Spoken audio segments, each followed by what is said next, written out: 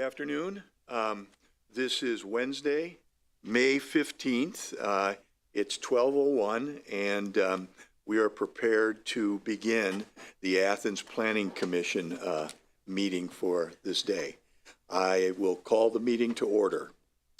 The first order of business is the establishment of a quorum. We have 4 of the 5 members present. The mayor is traveling, and so we have a quorum and are prepared to proceed with the meeting. The next item on the agenda is the deposition of the May 1st minutes. Has everyone had an opportunity to look at those minutes? And if so, I would be willing to entertain a motion to accept them as presented. So moved. And is there a second? A second. Okay. Is there any discussion associated with that? I didn't ask initially if everybody thought they were correct as presented. I certainly did, but is there any corrections or any comments people would like to make before I call a vote? No? Okay. So with that said then, all those in favor of accepting the minutes as presented for the May 1st meeting, say aye. Aye. Any opposed? No, they pass. Okay, I guess too, I didn't say beforehand that, or make a comment about swearing in people who might like to speak. I want to point out for the record that there are no people here present at today's meeting, so that would be speaking, so I didn't do that. We have one case on the agenda today. It's case number 24-05, and it's the tobacco zoning and cannabis zoning. What do we call it? Cannabis, That's it. That's Tobacco it. zoning and cannabis zoning. Okay, perfect. Okay, so. Short and sweet. Mr. Riggs, would you like to say anything more about that? We've talked about it, certainly. Our planner did most of the work on this. Oh, okay, I'll pass it on to Megan. Ms. Jennings? Okay. So this case originally started with the the cannabis zoning, and at last meeting on May 1st, the Planning Commission asked us to add in the tobacco products. And so this text that you are reviewing today has the language we had discussed over the cannabis establishments, looking at limiting the number of establishments per zone, and then also a distancing buffer between those uses and other facilities like public libraries, public schools, and then also a distancing between individual establishments. So that language is the same as what we had communicated at last meeting, and we have added in the text related to the retail sale of tobacco products, which our language, I tried my best to use all the terminology that ORC references, and so the proposed text reads, licensed cigarette, vapor product, or other tobacco product retail dealers. So that's the use. And then we did include a distancing buffer of 500 feet from the schools, public libraries, public playgrounds, or public parks, which is similar to what we have recommended for the cannabis establishments. We have these listed as principal uses in the B2, B2D, B3, and M zone, both the tobacco products and the cannabis establishments. But we did add the tobacco product retail dealers as a conditional use in the B1 zone. We thought that that was appropriate as they're usually smaller retail establishments and could potentially work in a neighborhood business zone. That's what our updated proposal text kind of includes, and I'd be happy to answer any questions you all may have at this time. So do current cigarette vendors comply with this, I guess? Do we have, I'm assuming gas stations that sell cigarettes would be part of this? I think that since the principal use is the gas station, the sale of tobacco products is an accessory use of that. Thank you for clarification. So this would be the primary use? Okay. Yes. And then we're located on Kenny Drive. We're in M zone. If one wanted to go in next to UPS, would the 500 feet be because their backyard abuts to a church, or would it be street frontage 500 feet? I believe with other distancing, it's from parcel lines, so edge of the property to another property. Okay. Am I correct in that? Okay. Churches. And churches, yeah, right, church is not included. Yeah, churches aren't included. There's a school, yeah. Yeah. Oh, yeah. Thank you. So, this, with regard to the cigarettes, this, we're not restricting the numbers other than whatever the 500 feet will, that'll drive it. 500 feet from schools, parks, and other things. That'll drive it. So there's no restriction number. That's correct. But with the cannabis, there is. That is correct. And I don't think that's a bad idea at all. Would the cannabis,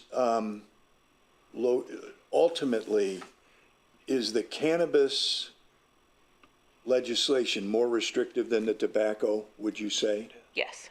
It is. So there will definitely, if you meet these regulations, there will definitely be less cannabis locations than there are tobacco locations. Yes, potentially. Yeah. Okay. I just wanted to be clear, or understand that more clearly. That's what I had thought the case was. Okay. Question. Sure. Sure. Is there a reason that you didn't include a number related to the licensed cigarette or tobacco facilities versus putting a number on the cannabis ones? I guess in our conversations, we didn't find that limiting the number per zone was needed for this use. Although we could certainly do it, Yes. so what's going on here is that cannabis will be a new use, right? So we don't know what's coming with that. Tobacco is not, and we know how many kind of tobacco and vape establishments we have now. What the uncertainty is with the cannabis shop. So we thought maybe a little more control on those would be appropriate. However, we could change this to however you like. It's just a recommendation.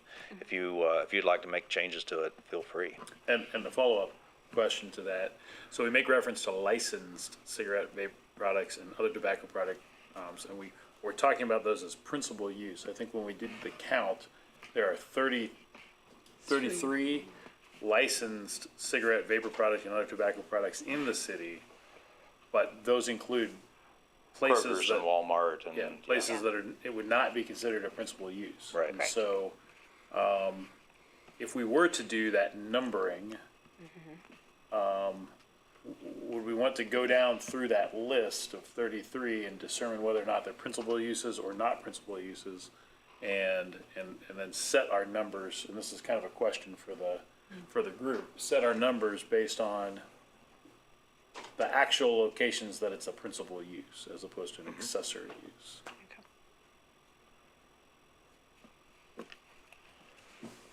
I guess I have a question, just process-wise, so that would probably take some more time. I'm not opposed to it either. I'm very interested in your thoughts of what about the licensed tobacco places, because we license alcohol, we're thinking of licensing the recreational marijuana, we license and so why not the tobacco? But process-wise, my only concern is that if we've got, maybe we do have the summer in terms of recreational marijuana coming into the community and being set to business. So with setting the limits, separating this out, could we do this in the next couple of weeks is my long way of asking. I believe Or is so. it necessary to do it in a couple of weeks? I mean, is it going to be something that if we don't proceed quickly, will it be something that'll get ahead of us? Yeah, but if he's saying it could be teased out and we could do it, I'd say, I think there would be value in doing it all at once, and if we're gonna put limits, think about putting limits on the licensed tobacco, that we do it now rather than coming back later. I mean, I think my preference after having kind of thought this through is what the planning commission puts forward we put forward as a package. You know, at first I was thinking perhaps it would be better to have them go separate, but I think you put it forward as a package. A couple things have gotten me to get to that point. We are gonna get hit with recreational marijuana here sooner than this goes into effect, but it's gonna be fairly limited. And what I mean by that is I just went to a conference, the Ohio Public Safety Directors Conference last week, and the Department of Commerce folks that are establishing the rules associated with recreational marijuana were there to talk to us, and one of the things that they indicated is June will be when they issue the first licenses, and those licenses will only be to existing medical cannabis dispensaries. And so we have two in Athens. And so what we should expect to see here before we get this passed is those two medical dispensaries getting their recreational license. And then we will have those two. And I think one of them is in a B2 zone, if I'm not mistaken, with the South Y. And the other one is in a B3 zone along West Union Street. And so from the perspective of will what happens in June comply with what we've written here, I think it will. So it's not like we would be coming in after the fact once the first licenses get issued. And so I think we'll be okay. That said, I think the planning commission should put to council this together as a package for a recommendation of change to zoning. And I do think we need to limit the number of licensed cigarette, vape product, or other tobacco product retail dealers in the city. I don't know that we need to cap it at what's here now, but I think it, you know, it shouldn't be as many as, you know, can fit. You know, there should be a limit. And I would agree with you, because I've seen the value when Andy, you as service safety director, have put through projects and you package it together and you say, as long as we're gonna, in parallel lines, not exactly the same kind of project, but when you put through a public service project, you say, we're gonna do curb, we're gonna do sewer, we're gonna do water, we're gonna do lighting. And so it makes sense, I think, I would follow that same logic. So my question is, shortly before the meeting, we mentioned how many council meetings are left in this session before June or July recess. So I would think we would want our recommendation to council, if at all possible, so that they can consider it in committee one time and then can have if they're gonna make a recommendation, an ordinance. So, I know, I'm doing the same thing, reaching for a calendar and trying to figure Will this that out. require a public hearing? If they want to It will. move forward. I think just getting it to council before, you know, they're not gonna pass anything before recess. Okay, No, I can't get them, Okay. you know, like, they're just not, related to this. And so I think that, getting it to them before recess, I think should be our goal Okay. as a commission. Would be fine. 28th. I assume they'll be having their committee meeting on the 28th because of Memorial Right. Day holiday on That's correct. 27th. 7, yeah. That's the very next city council committee meeting. And then we're into June. So the first reading would then be the 3rd of June, and the public hearing. But they're in recess in June. July. Oh, in July, I'm I'm sorry, sorry, okay, I that's right. misstated. No, I no, said well, June first. you probably, I think I heard July 1st, I was, okay. So, So maybe you're right, and, no, okay, no, I was just saying then, do we want to ask Ms. Jennings and Mr. Riggs to put numbers on the tobacco item? Should we give some guidance from the group as to what? Well, one of the things I wonder, should the cannabis be more restrictive than the tobacco? I personally would say no, but I don't know what other people think about that. I don't know, yeah, the federal government is thinking of lifting their restrictions on recreational marijuana, and so, yeah, is it any more dangerous? I don't Sure, know. well, not thinking about the actual substance. I'm thinking more about the character of the community that we're attempting to establish with zoning. You know, I would agree that I would probably put them in the same category. And so I don't know if that means, you know, 2 in the B2 zones and 5 in the B2D zones, or you know, 3 in the or 12 in the general business zones. And if we're talking principally permitted use, then We need to go to our list. Yeah. And see how many we currently have, because that might change the number, the numbers even on the tobacco side, right? right. I mean, like having a gas station that sells cigarettes versus having a standalone tobacco retailer. Is there a reason why we would want to limit both of those under the same rule, or allow the gas station that sells cigarettes to not be regulated by this, but the tobacco retailer standalone be limited by this? So what we've got right now are, if I total them up correctly, 2 in B2, 5 in B2D, 12 in B3, 5 in M, that totals 7 and 17, that's 24. So right now, yeah, and you'll eliminate, right off the bat, we'll eliminate a couple like Kroger's, as we say, and Yeah. I don't know, is Walmart in our list. But I'm not sure what else. And so we'd be right at the limit, which would mean we'd pass these resolutions, these businesses get grandfathered in, and then I suppose as some of them go away, then that would open up opportunities for other limits. But potentially, we might be at capacity for all tobacco licenses right away. Depending on the number we pick, yeah. The Yeah, number we- right, if we go with the same as, yeah. And this, if we set that up and we are at that, if somebody wants to put in a tobacco shop or what, could they go to the zoning board of appeals and seek a variance to do that? They could with these regulations, because they're zoning regulations, yes.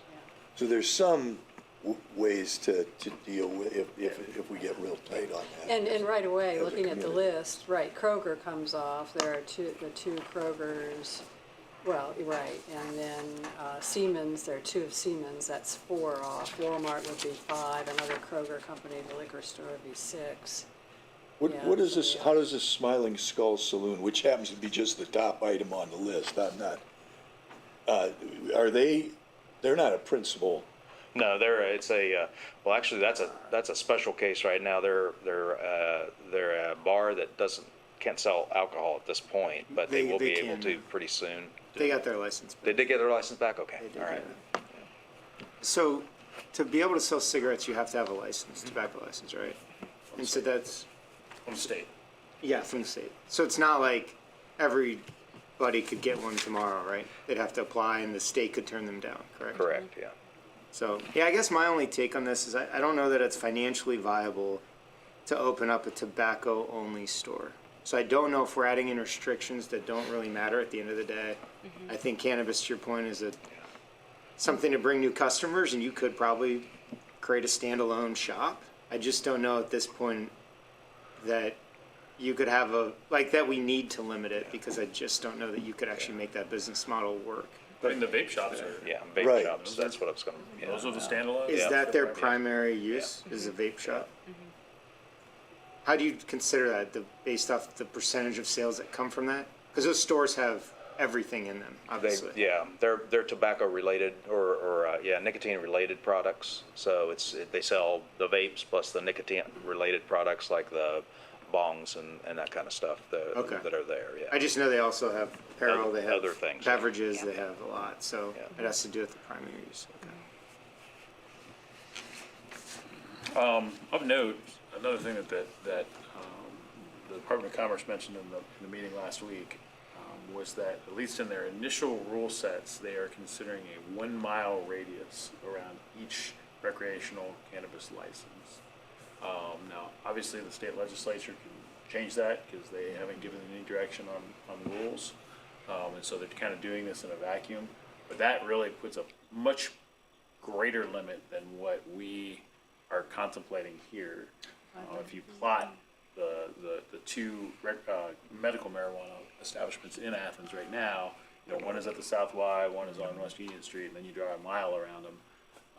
That they would be, the only one on the south side almost, the only one on the west side, and then you really only have a couple other places in the city with these zones where you could give recreational licenses. Even if we have, a lesser restriction on the numbers, the state numbering may by that restriction be more restrictive than what we're proposing here. Now, again, that could change, so I think we should, I think we should move forward with what we're doing.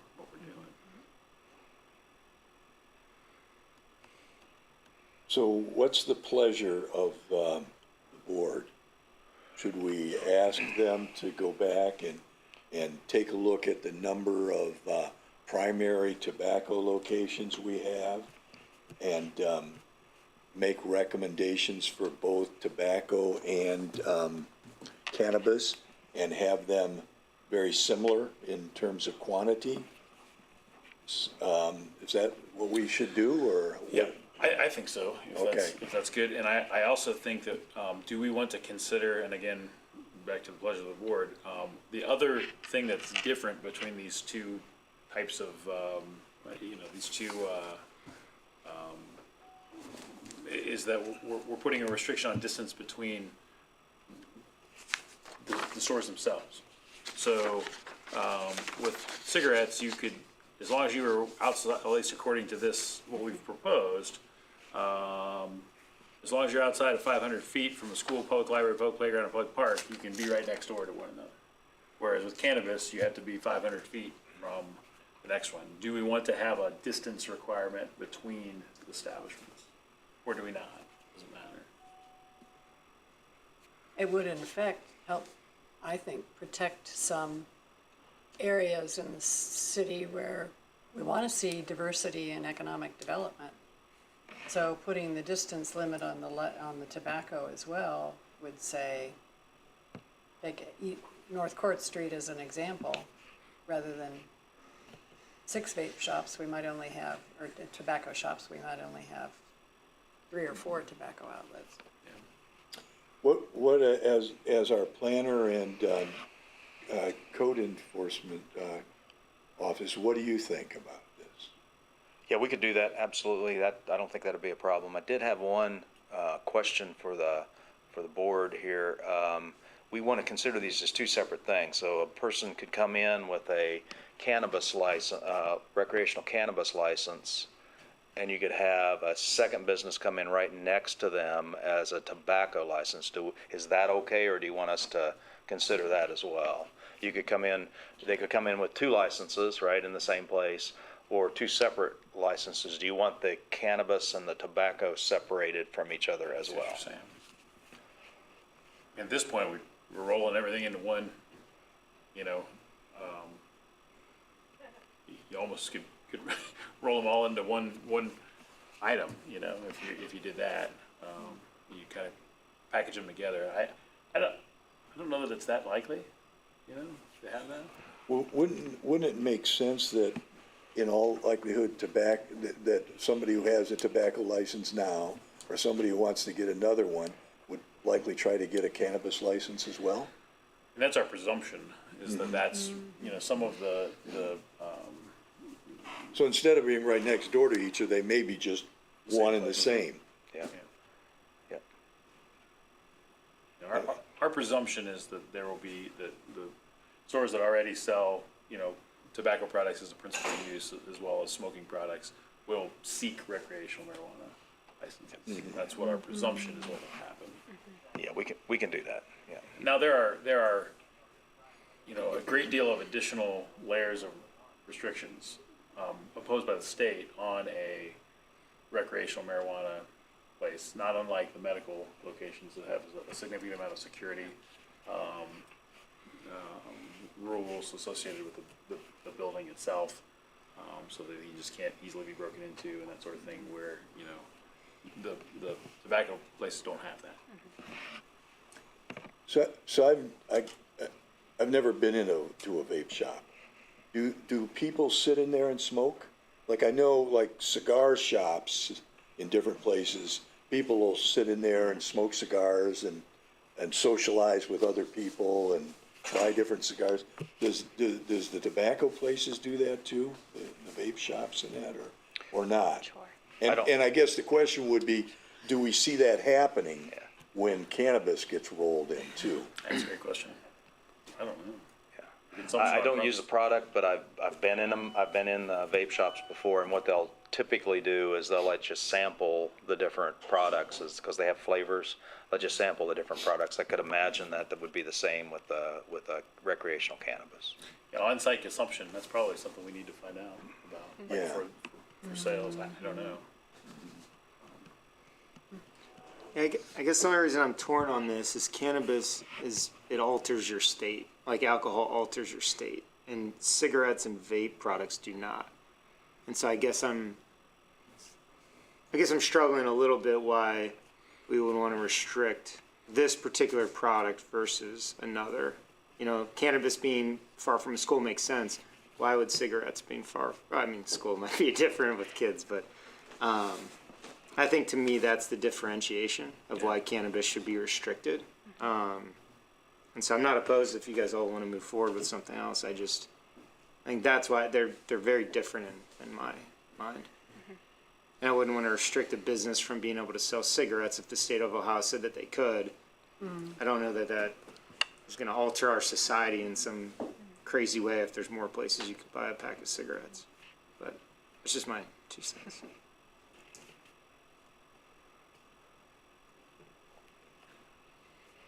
So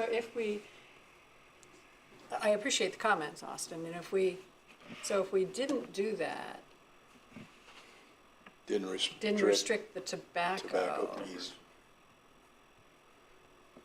this would be ready to go, Well, or not, or we need additional, I have a proposal. What if we just add the 500-foot buffer requirement that we have for the cannabis establishments, but we don't get into the number of them? You know, is that that would be, as a principal use? I mean, is Yeah. that a viable that way? would be, Between establishments, just for clarity. Yeah, so, and we could do an amendment now with that, where we're basically, you know, your last line, or any other cannabis establishment in each one of these paragraphs, you could just say, or any other, licensed cigarette, vape product, or other tobacco product retail dealer establishment. so that it would include tobacco Yeah. also, yeah, by that wording. So we add those, that distance buffer in between stores. Austin, does that, Yeah, See, and 'cause- current stores are grandfathered in. Yeah. Yeah, I think. What do you think, John? yeah, I think that's fine. I mean, I was concerned about, you're concerned about, because that's limiting tobacco more, and you were suggesting maybe tobacco didn't need as much restriction, but if you're comfortable with it, I am certainly. Yeah. I think so. Okay. So I'll make a motion. I move that we adopt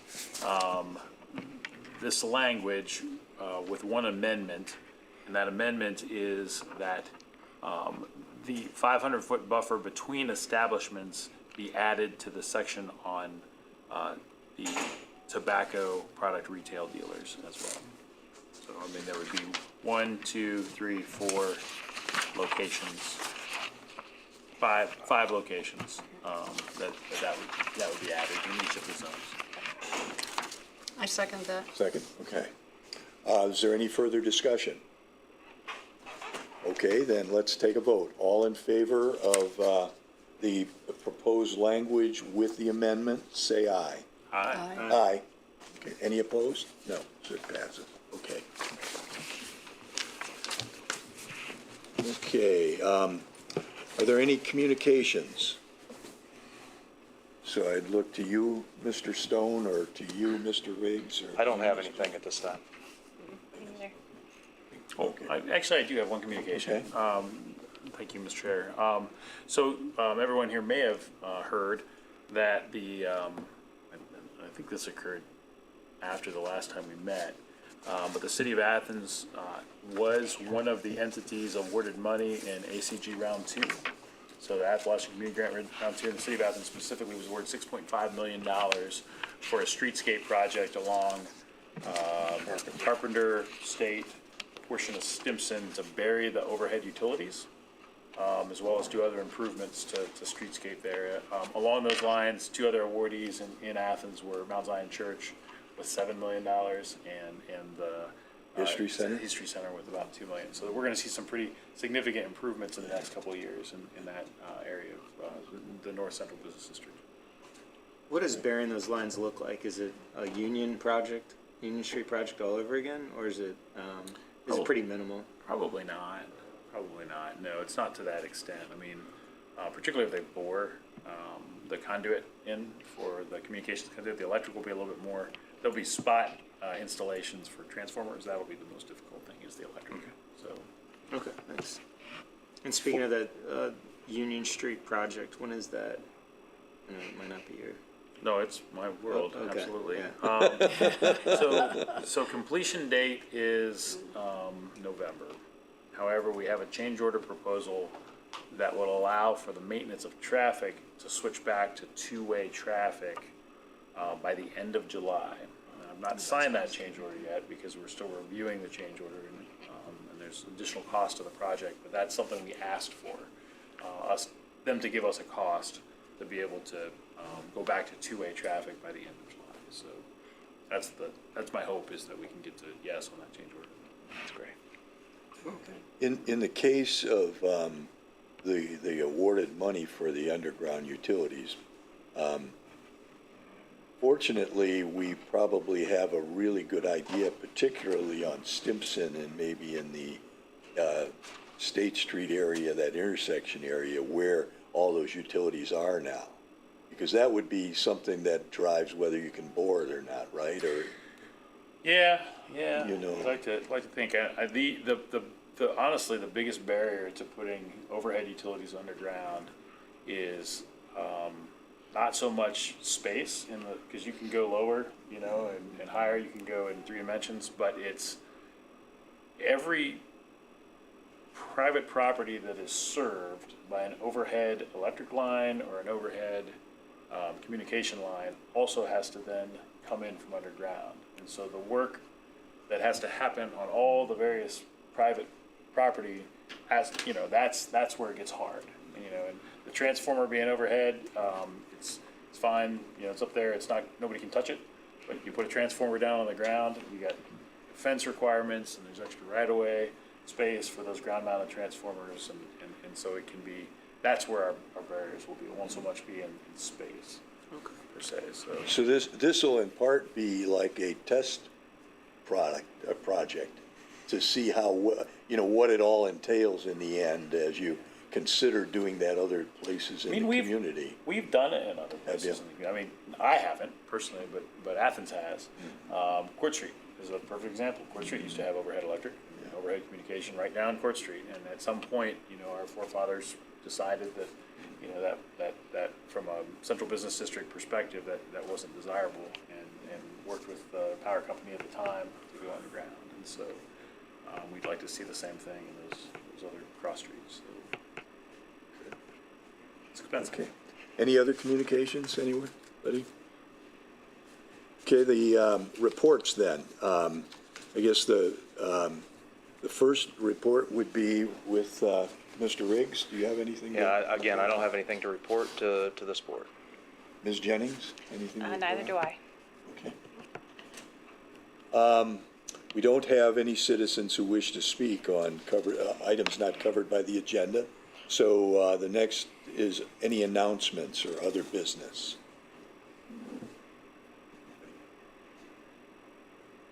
The only announcement that I have, and it's listed here on the agenda, is the next meeting is June 5th. So with that, I'll accept a motion to adjourn then. Motion to adjourn. Second? Second. All in favor, say aye. Aye. We're adjourned.